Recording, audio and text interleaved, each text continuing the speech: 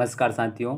आज के इस वीडियो में हम अध्ययन करेंगे दिल्ली सल्तनत, जिसने 1206 ईस्वी से 1526 ईस्वी के मध्य भारत में दिल्ली सल्तनत के 5 राजवंशों ने शासन किया था, जिसमें गुलाम वंश, खिलजी वंश, तुगलक वंश, सैयद वंश और लोधी वंश प्रमुख हैं।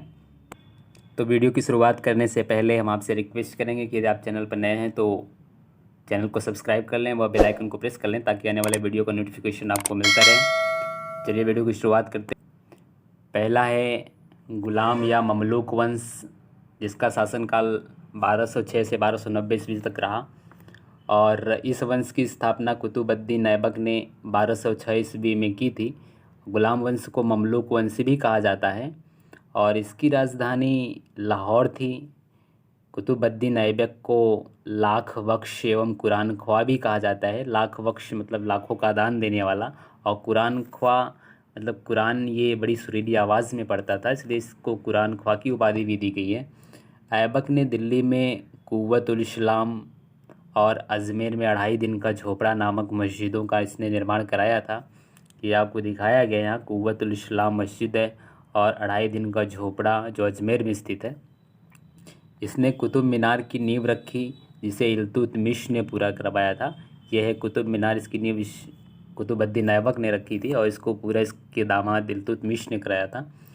ऐबक की मृत्यु चौगान खेलते समय घोड़े से गिरने पर 1210 ईस्वी में हो गई थी और ऐबक का उत्तराधिकारी आराम शाह हुआ, जिसने केवल 8 महीने तक ही शासन किया था।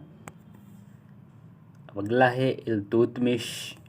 इल्तुतमिश ने 1211 ईस्वी में आराम शाह की हत्या कर दिल्ली सल्तनत की गद्दी प्राप्त की और यह कुतुबुद्दीन का गुलाम और दामाद था। कुतुबुद्दीन ऐबक की मृत्यु के समय यह बदायूं का सूबेदार था और इल्तुतमिश को ही दिल्ली सल्तनत का वास्तविक संस्थापक माना जाता है। इल्तुतमिश दिल्ली सल्तनत का प्रथम सुल्तान था, जिसने दिल्ली को अपनी राजधानी बनाई और बगदाद के खलीफा से सुल्तान ए आज़म की उपाधि प्राप्त की थी। इल्तुतमिश ने 40 योग्य तुर्क गुलामों को मिला करके तुर्कान ए चहालगानी चालीसा दल का गठन किया था। ये इम्पोर्टेंट है। तुर्कान ए चहालगानी की स्थापना किसने की थी? तो इल्तुतमिश ने की थी। इल्तुतमिश ने भारत में इक्ता व्यवस्था प्रारंभ की थी। इक्ता प्रणाली की शुरुआत किसने की थी? ये बहुत इम्पोर्टेंट है, ये भी एग्ज़ाम का हिस्सा बनता है। और इक्ता एक अरबी शब्द है जिसका अर्थ होता है भूमि, और भूमि को लेने वाले को इक्तादार कहते थे। 1236 ईस्वी में इल्तुतमिश की मृत्यु हो गई।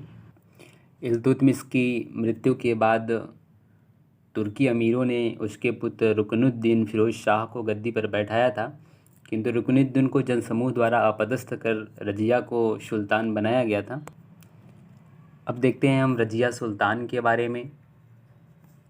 वर्ष 1236 ईस्वी में दिल्ली की सल्तनत पर बैठने वाली प्रथम व अंतिम मुस्लिम महिला शासिका रजिया सुल्तान थी और ये एग्ज़ाम का हिस्सा बना है। प्रथम मुस्लिम महिला शासिका कौन थी? तो रजिया सुल्तान थी। रजिया पर्दा प्रथा का त्याग कर पुरुषों के समान वस्त्र धारण कर शासन का कार्य स्वयं संभालती थी और रजिया ने अल्तुनिया से विवाह कर तुर्की सरदारों के विद्रोह को दबाने का प्रयास किया, किंतु वह असफल रही और रजिया की हत्या 1240 ईस्वी में डाकुओं द्वारा कैथल के पास में कर दी गई थी। अब गुलाम वंश के शासकों में जो सबसे महत्वपूर्ण नंबर आता है इसका गयासुद्दीन बलबन का, जिसने 1266 से लेकर के 1287 ईस्वी तक इसने शासन किया था। और बलबन 1266 ईस्वी में दिल्ली की गद्दी पर बैठा। इसने सुल्तान की प्रतिष्ठा के लिए रक्त और लौह की नीति अपनाई थी। बलबन ने राजा को धरती पर ईश्वर का प्रतिनिधि यानी नियामत एक खुदाई माना है। बलबन के दरबार में फारसी के प्रसिद्ध कवि अमीर खुसरो, जिन्हें तूतिए हिंद के नाम से भी जाना जाता है, एवं अमीर हसन रहते थे। बलबन ने दीवान ए अर्ज नामक सैन्य विभाग की स्थापना की थी और बलबन ने अपने दरबार में प्रतिवर्ष पारसी जो त्यौहार है नौरोज मनाने की प्रथा की शुरुआत इसने की थी। क्यूमर्स इस वंश का अंतिम शासक हुआ, जिसकी हत्या करके जलालुद्दीन ने खिलजी वंश की स्थापना की थी। अब दिल्ली सल्तनत पर गुलाम वंश के बाद खिलजी वंश का नंबर आता है, जिसने 1290 से लेकर के 1320 ईस्वी के मध्य जिसका शासनकाल रहा है। और खिलजी वंश की स्थापना 1290 ईस्वी में जलालुद्दीन फिरोज खिलजी ने की थी। रक्त और लौह की नीति को त्याग कर शासन की उदार नीति का अनुसरण करने वाला दिल्ली का प्रथम सुल्तान जलालुद्दीन था, और इसकी हत्या करके इसके दामाद अलाउद्दीन खिलजी द्वारा 1296 ईस्वी में धोखे से कड़ा मानिकपुर, जो वर्तमान में इलाहाबाद में स्थित है, में कर दी गई। अलाउद्दीन खिलजी, जिसका शासनकाल 1296 से लेकर के 1316 ईस्वी तक रहा। अलाउद्दीन एक साम्राज्यवादी शासक था और वह विश्व विजय प्राप्त करने के साथ साथ एक नए धर्म की स्थापना करना चाहता था।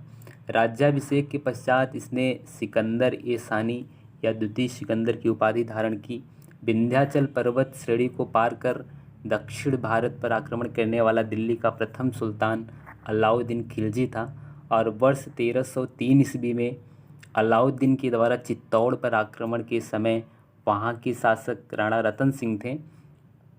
पद्मावत, जो मलिक मोहम्मद जैसी की रचना है, के अनुसार अलाउद्दीन ने रानी पद्मिनी की सुंदरता से प्रभावित होकर के चित्तौड़ पर आक्रमण किया था, और अलाउद्दीन ने सीरी का किला जो यहाँ आपको दिखाया गया है, हजार खंभा महल, हौज ए खास, जमात खाना, मस्जिद और अलाई दरवाज़ा का निर्माण करवाया था।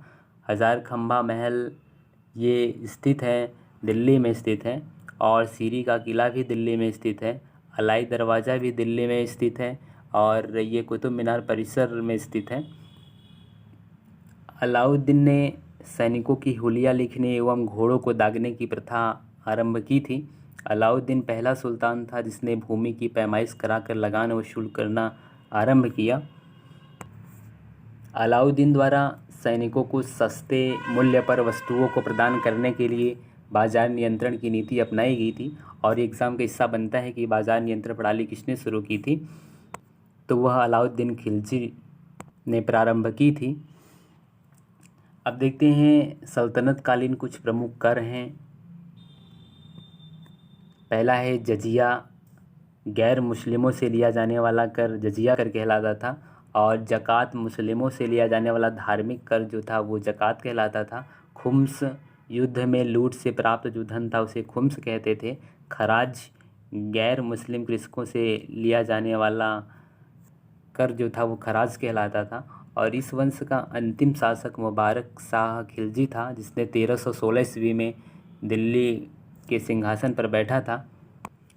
तो साथियों, इस वीडियो में हमने अध्ययन किया गुलाम वंश और खिलजी वंश के बारे में, और बाकी जो बचे हुए हैं वो पार्ट 2 में हम अध्ययन करेंगे। वीडियो ज़्यादा लंबा हो जा रहा था, इसलिए हमने इसको 2 पार्ट में करके पढ़ने का निर्णय लिया है।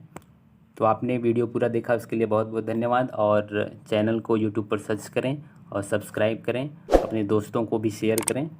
अब आपसे मिलते हैं नेक्स्ट वीडियो में नेक्स्ट टॉपिक के साथ, तब तक के लिए धन्यवाद।